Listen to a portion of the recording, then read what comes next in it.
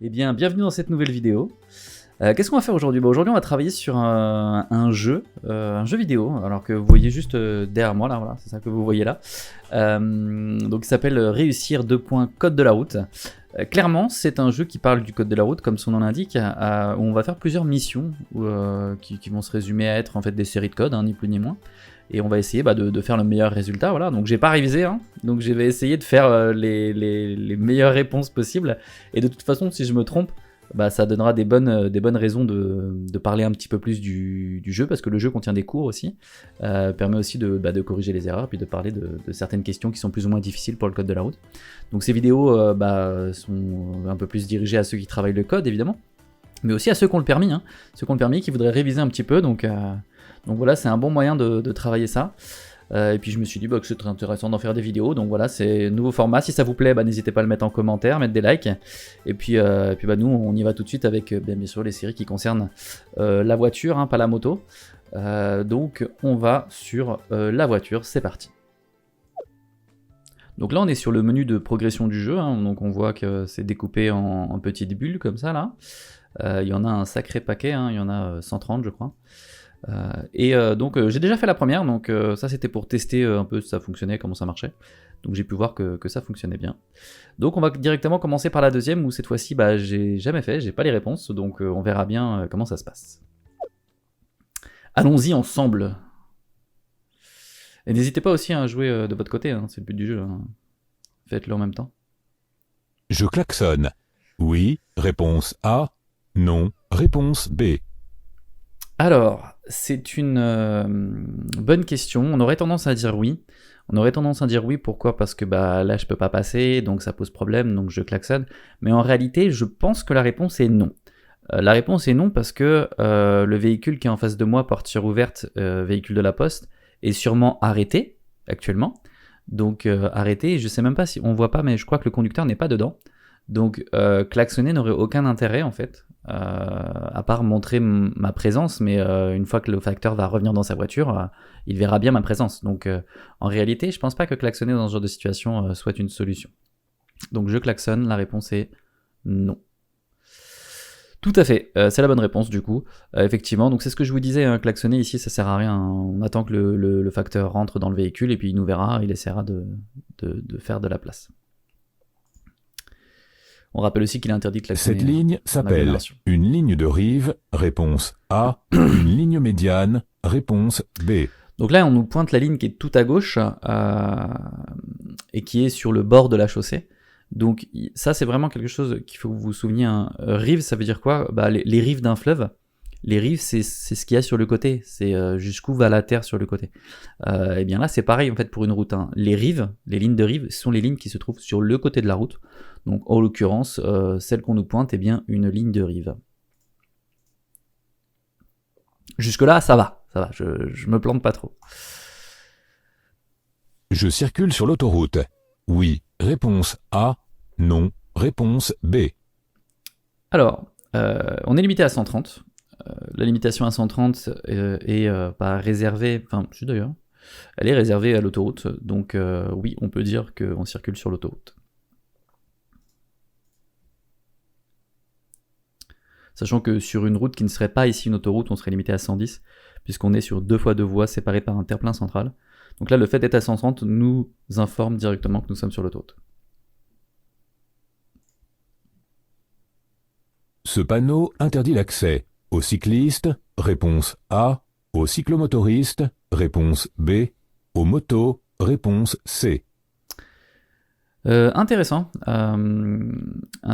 cette image, parce qu'effectivement, ce qu'on peut voir, c'est quelque chose qui ressemble à une moto, et un cyclomoteur d'ailleurs aussi. Donc en fait, ce panneau, plus largement, s'adresse aux cyclomotoristes, et pas simplement aux motos. Ah, ça je m'y attendais. Je m'y attendais à ce qu'on se trompe. Donc ce panneau interdit l'accès aux motos uniquement. Eh bien du coup on va aller voir la solution. Ce panneau interdit l'accès aux motos uniquement, quelle que soit leur puissance et leur cylindrée. Tous les autres deux roues, motorisés ou non, cyclomoteurs, vélos, sont autorisés à passer. Réponse C. Alors j'ai besoin du cours. pour pouvoir... Ah, ok, le cyclomoteur est comme ceci. Très bien. Eh bien, j'avais oublié l'existence du panneau cyclomoteur, vous voyez. Donc, bah voilà, ça fait une petite révision pour moi aussi, clairement. On continue. Je m'arrête. Oui. Réponse A. Non. Réponse B. Dans cette situation, on voit que le piéton souhaite traverser. Il est déjà engagé en plus de ça, il est sur un passage piéton. Donc là, normalement, il n'y a pas d'hésitation, tous les éléments sont réunis. On n'a pas de rétroviseur qui nous permet de voir si on a un véhicule collé derrière nous. Mais de toute façon, ici, dans cette situation, là, il est clair que elle veut traverser, qu'elle est sur un passage piéton, donc elle est prioritaire. Je m'arrête, oui, évidemment. Ce panneau annonce un passage pour piétons. Réponse A. Positionne un passage pour piétons. Réponse B. Alors là, c'est une question sur les panneaux. Alors je me suis trompé à celle d'avant sur les panneaux, mais celle-ci devrait aller.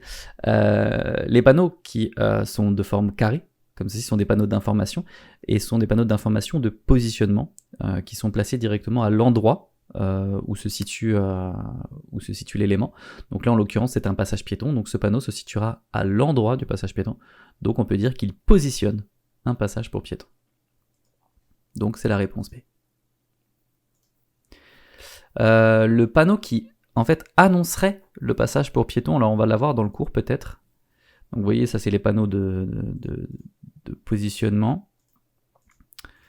Les panneaux d'annonce, alors on va peut-être pas les avoir ici. Donc on l'a ici par contre, vous voyez, ce panneau indique une portion de route. Mince.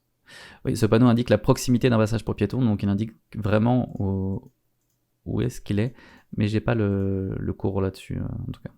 Sur l'autre qui annonce le passage piéton, mais en tout cas c'est un triangulaire qui annoncerait la présence d'un passage piéton. Panneau danger, tout à fait. Tenir son volant ainsi est sécuritaire? Réponse A. Dangereux? Réponse B. Eh bien, évidemment, tenir son volant main en bas à une main est considéré comme dangereux. Dans les questions de code, on va bien sûr à chaque fois privilégier la sécurité, et là en l'occurrence c'est le cas, donc c'est dangereux. Je sais qu'un de mes amis a trop bu. Je peux être condamné si je le laisse reprendre le volant. Oui. Réponse A. Non. Réponse B.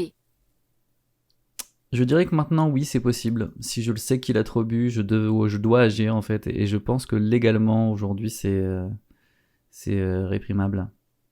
Réprimandable. Ouais, c'est ça. Par contre, je veux bien la solution. Si je sais qu'un de mes amis a trop bu, il est de mon devoir de veiller à ce qu'il ne reprenne pas le volant. En effet, en cas d'accident, ma responsabilité pourra être engagée. Il y a déjà eu des condamnations. Heureusement, il existe des solutions. La plus simple, le convaincre d'attendre avant de repartir, ou encore le raccompagner, lui appeler un taxi, voire lui confisquer ses clés. Voilà, lui confisquer ses clés. Réponse Meilleur moyen. A. Bien sûr, le convaincre étant le plus important, mais voilà, si jamais on voit qu'on fait face à un refus, ne pas hésiter à lui imposer. Parfois, c'est mieux. Si c'est un bon ami à vous, parce que c'est pour prendre un pain dans la tronche. À vous de voir. Cette zone est une voie pour véhicules lents. Réponse A. La bande d'arrêt d'urgence. Réponse B. Alors, cette voie sur la droite n'est pas la bande d'arrêt d'urgence. Elle n'est pas la bande d'arrêt d'urgence car le marquage qui se situe entre les deux là, donc le marquage que vous voyez ici, n'est pas un marquage de bande d'arrêt d'urgence.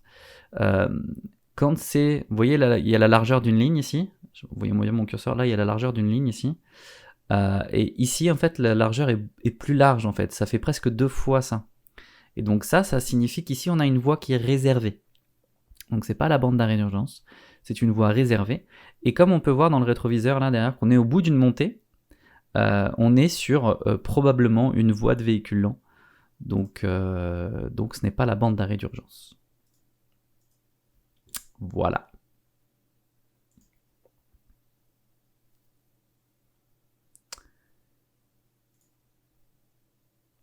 Une vidéo.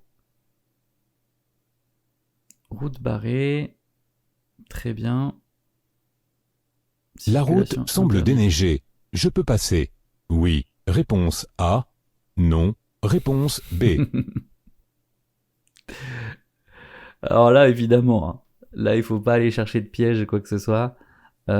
Clairement, je n'ai pas le droit de passer. Je n'ai pas le droit de passer pour 2 raisons.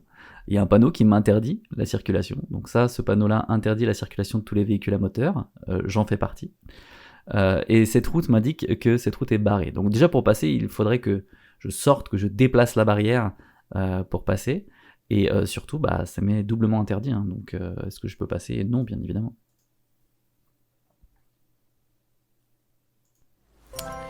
Et on a une mauvaise réponse à cause de ce panneau concernant la moto. Donc bah, c'était intéressant de voir qu'on peut se tromper, hein, bien évidemment. Et on va passer à la question 3. Puis on va faire cette série, puis après je pense qu'on aura... Donc on va faire cette petite série, et puis on aura bien travaillé déjà pour aujourd'hui. Ce panneau m'interdit de continuer sur cette route. Oui. Réponse A. Non. Réponse B. Alors, ce panneau ne m'interdit pas de continuer sur cette route. Par exemple, dans quel cas je pourrais continuer sur cette route? Je pourrais continuer sur cette route si, à moins de 300 mètres, j'avais une importante chose à faire. Donc, il y a un magasin à moins de 300 mètres, ou il y a ma maison à moins de 300 mètres, et que j'aurais besoin de m'y garer. Donc, j'ai le droit de rouler sur cette route jusqu'à 300 mètres. Par contre, on m'informe que dans 300 mètres, cette route sera non praticable. Donc, non, ce panneau ne m'interdit pas de continuer sur cette route. Je peux continuer. Cette ligne est temporaire. Réponse A. Permanente. Réponse B. On est sur un marquage jaune. Le marquage jaune dans cette situation. Laissez-moi réfléchir.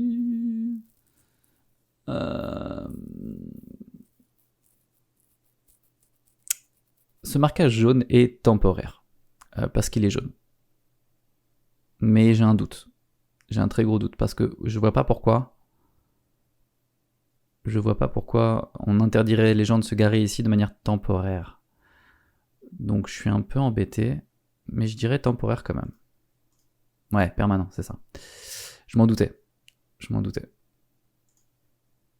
Les lignes jaunes ne sont pas toujours temporaires. Les lignes Il de y a une stationnement, exception. Les lignes de stationnement qui bordent parfois la chaussée, elles sont permanentes.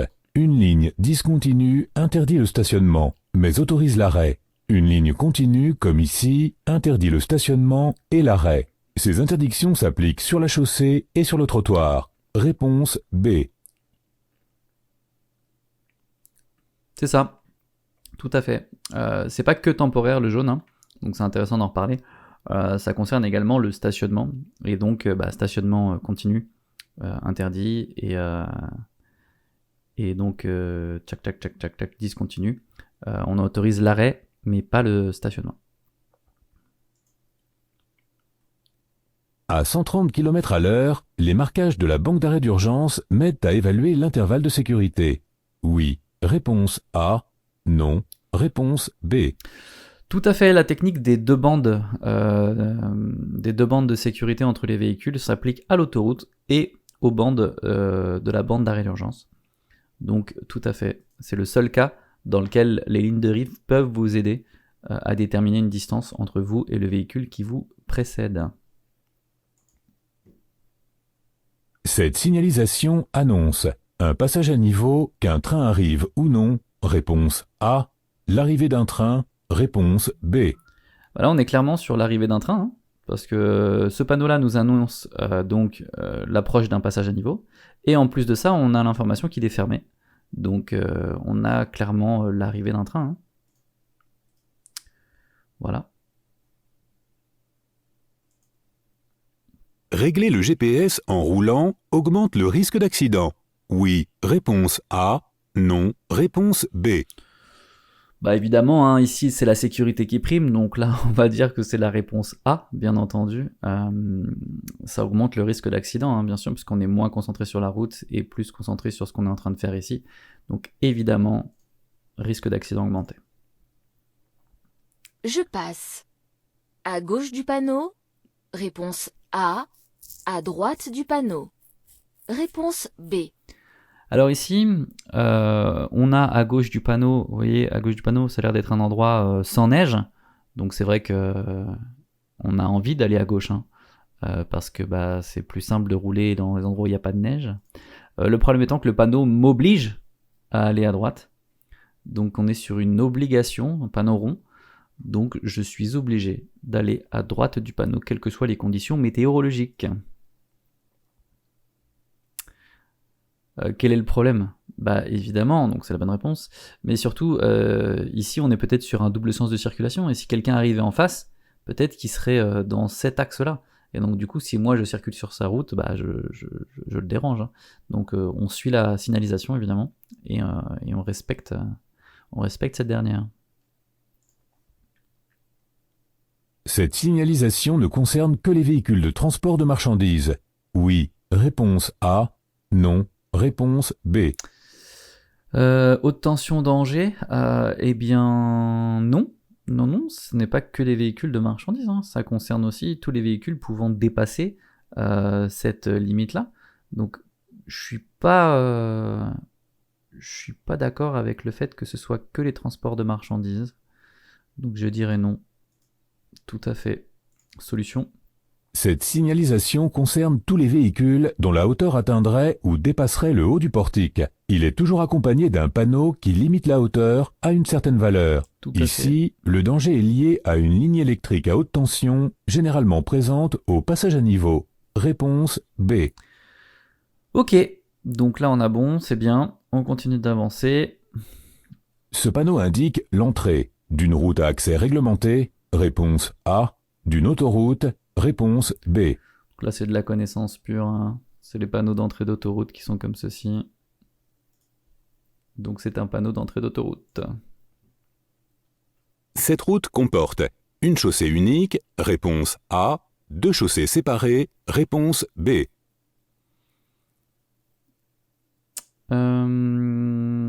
Laissez-moi réfléchir. On n'a pas de ligne de rive continue. Alors c'est ça, je crois. C'est quand on a deux continues de chaque côté qu'on est sur un double sens. Là, je dirais qu'on est sur une chaussée unique et pas deux chaussées séparées. D'ailleurs, c'est pas tout à fait correct. Oui, alors c'est ça. Non, c'est ça. On est sur deux chaussées séparées. Celle-ci étant une chaussée. Et on va trouver une autre chaussée. Alors on essaie d'agrandir pour voir si on voit au bout. Et on voit derrière, véhicule derrière moi. Je crois que c'est lié au marquage de bande de rive. Et je dirais qu'on est sur... On est sur une chaussée. Parce que ici on aurait du continu si on était sur deux chaussées. C'est ça. Donc là on est sur une unique chaussée. Réponse A. C'est ça. La ligne de rive gauche, c'est-à-dire la ligne qui délimite la chaussée du côté gauche, est discontinue. Cela signifie que la circulation sur cette route est à double sens. Il n'y a donc qu'une seule chaussée unique pour les deux sens de circulation. S'il y avait eu deux chaussées séparées, chacune à sens unique, cette ligne aurait été continue. Exactement. Réponse A. En fait, là, la question, c'est est-ce que ces deux voies-là sont dans le même sens de circulation ou est-ce que ce sont deux sens de circulation différents? Là, en l'occurrence, ce sont deux sens de circulation différents puisqu'on a la même rive de chaque côté, même ligne de rive de chaque côté. Si ça avait été ces deux dans ce sens-là, on aurait ici une discontinue et ici une ligne continue. Voilà. Et pour terminer, une vidéo.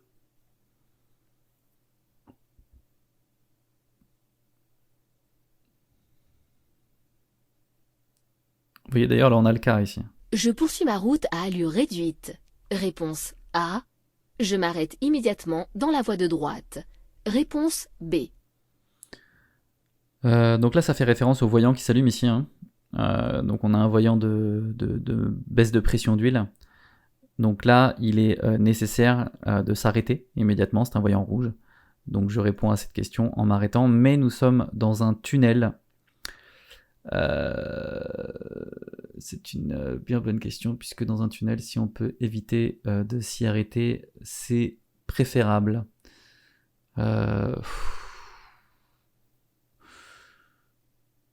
Je dirais que je poursuis ma route à allure réduite jusqu'à sortir du tunnel. Et ensuite, je m'arrête. Mais je suis pas certain de cette réponse.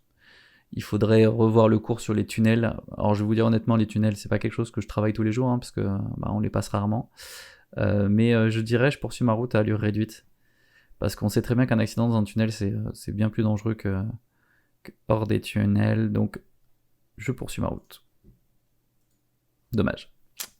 Je m'arrête immédiatement dans la voie de droite. Ouais, moi, c'est le tunnel qui m'ennuie, en fait.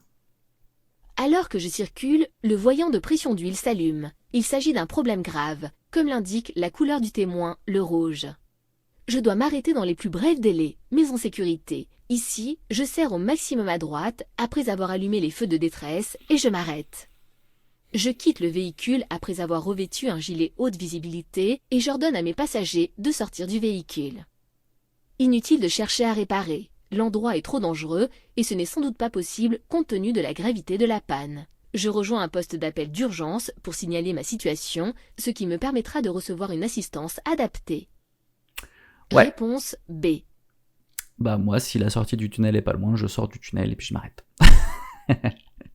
Non mais voilà, c'est le problème des questions de code, hein. Vous allez voir, quelle que soit la série que vous allez faire, à votre examen aussi, de toute façon vous allez le voir, parfois les questions sont... Voilà, plusieurs solutions dans la vraie vie, plusieurs solutions existent. Un défaut de pression d'huile, c'est pas forcément un moteur qui explose, donc on peut parfois rouler. Après, à vous de voir en fait quelle prise de risque vous voulez prendre. Là, c'est vrai que les deux pour moi sont compliqués, hein. Dans un tunnel, c'est pas toujours évident de s'arrêter. Bon, c'est vrai que là, il y avait la place, hein. Il y a clairement la place de s'arrêter en sécurité, donc oui, arrêtons-nous. 2 mauvaises réponses. Aïe aïe aïe, ça commence à être moins bon, hein. C'est pas bien tout ça, hein. Eh bien voilà, on aura fait tout simplement la 2 et la 3. J'espère que ça vous aura plu. Nous on essaiera d'en refaire de temps en temps, vous montrer aussi que je suis capable de faire des erreurs, hein. Je suis pas une machine, hein. Et puis voilà, avancer dans ce jeu. Si vous voulez ce jeu, il s'appelle Réussir 2 points code de la route. Donc vous pourrez vous aussi travailler votre code à la maison. Donc vous avez vu, il y a des cours, hein, il y a des explications. Donc c'est plutôt bien fait. Puis il y a des mini-jeux. Donc voilà, vous voyez, on peut faire des examens blancs aussi. Il y a des cours, donc vous avez accès à tous les cours. Donc voilà, n'hésitez pas. Je suis pas du tout sponsorisé pour ce jeu, hein, donc faites votre vie, achetez-le si ça vous intéresse. Ne l'achetez pas si vous en foutez. Clairement, moi ça ne changera rien à ma journée. Mais voilà un petit peu tous les cours que vous pouvez trouver, mécanique, équipement, commande des témoins, entretien, éléments, fuite des niveaux, etc. Donc vous avez tout un tas de cours qui sont en accès là-dedans. Donc voilà, si ça vous plaît, foncez dessus. Si cette vidéo vous a plu, n'hésitez pas à liker la vidéo et puis à la partager bien sûr, et puis à vous abonner à la chaîne. Et puis moi je continue à vous faire des vidéos le plus vite possible. Allez, ciao tout le monde, salut!